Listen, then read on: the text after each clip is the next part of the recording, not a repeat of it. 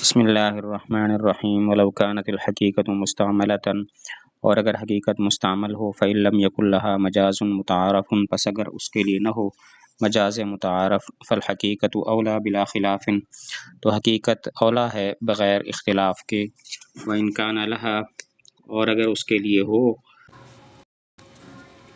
مجاز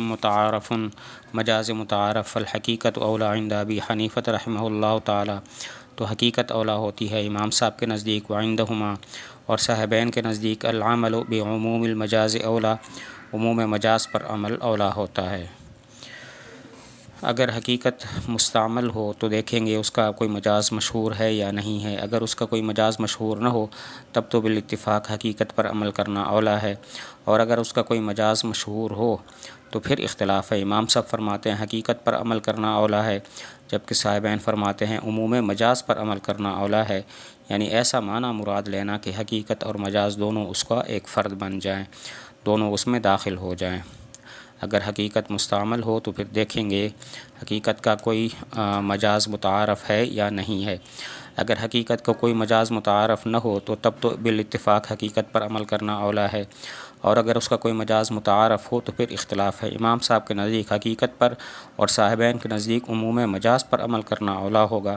عموم مجاز کا مطلب یہ ہے ایسا معنی مراد لینا کہ جس میں حقیقت بھی داخل ہو جائے اور مجاز بھی داخل ہو جائے۔ مثالہ، اس کی مثال ہے، لو حلف، اگر قسم کھائی، لا یأکل من هذه الحنطۃ، نہیں کھائے گا وہ اس گندم سے، ینصرف ذلک الی عینها، تو راجع ہوگا یہ گندم کے عین کی طرف، عندہ، امام صاحب کے نزدیک، حتی لو اکل، حتیٰ کہ اگر کھا لیا، من الخبز الحاصل منها، اس گندم سے کہ جو حاصل ہونے، اس روٹی حاصل ہونے والی ہو اس گندم سے،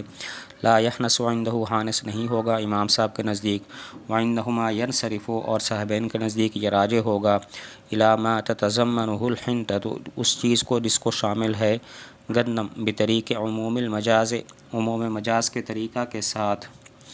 فیحنس باکلھا، پس حانس ہوگا اس کو کھانے کے ساتھ، وباکل الخبز، اور اس روٹی کو کھانے کے ساتھ، الحاصل منہا، جو اس گندم سے حاصل ہونے والی ہے۔ اس کی مثال یہ بتائی کہ اگر قسم کھائی کہ لا آکل من هذه الحنطۃ، میں اس گندم سے نہیں کھاؤں گا، اب حقیقت تو اس کی یہ ہے عین گندم کو کھانا، اور مجاز ہے گندم کی روٹی کھانا۔ اب یہ حقیقت مستعمل بھی ہے کہ لوگ بھون کر اور شوق سے کھاتے ہیں، شوقیہ طور پر کبھی گندم کو بھون کر کھاتے ہیں، تو حقیقت یہاں پر مستعمل ہے، لیکن اس کا مجاز مشہور ہے، وہ یہ ہے گندم کی روٹی کھانا۔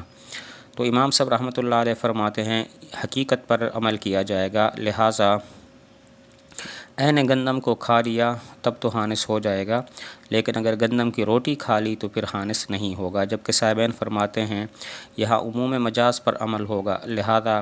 مراد وہ چیز ہوگی کہ جس کو گندم شامل ہے، تو مطلقاً حانس ہو جائے گا، خود عین گندم کو کھائے یا اس روٹی کو کھائے جو گندم سے حاصل ہونے والی ہے۔ اس کی مثال یہ دی کہ قسم اٹھائی، لا آکل من هذه الحنطۃ، میں اس گندم سے نہیں کھاؤں گا،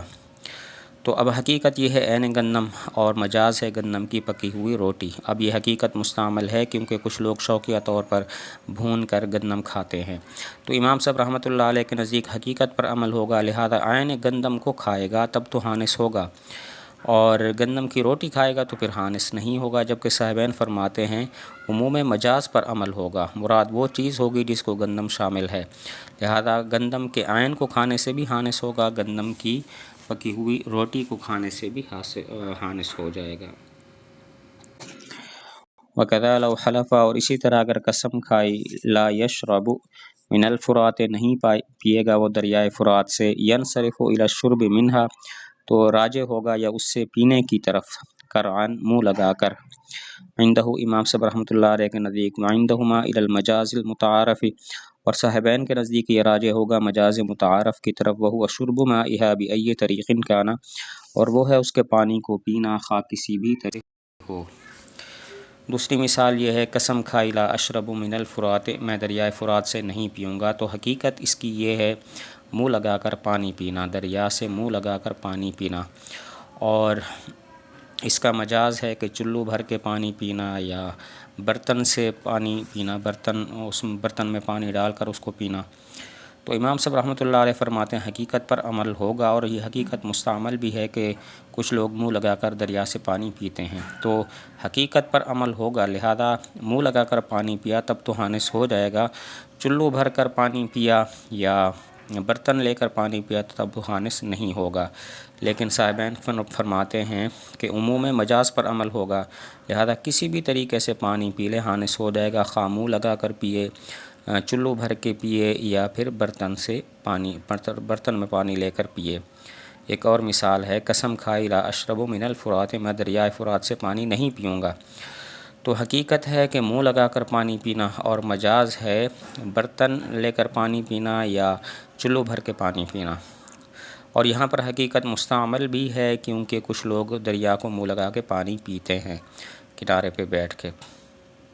تو امام صاحب کے نزدیک حقیقت پر عمل ہوگا، لہذا منہ لگا کر پانی پیا تب تو حانث ہو جائے گا، اور اگر کسی اور طریقے سے پیا چلو بھر کے یا برتن میں پانی لے کر تب حانث نہیں ہوگا، جبکہ صاحبین فرماتے ہیں عموم مجاز پر عمل ہوگا۔ اور یہاں پر اس کا مجاز متعارف بھی ہے، وہ یہ ہے کہ برتن لے کر پانی پینا یا چلو بھر کے پانی پینا، تو صاحبین فرماتے ہیں عموم مجاز پر عمل ہوگا، لہذا کسی بھی طریقے سے پانی پیے حانث ہو جائے گا، خواہ وہ منہ لگا کر ہو یا برتن لے کر ہو یا پھر چلو بھر کے ہو۔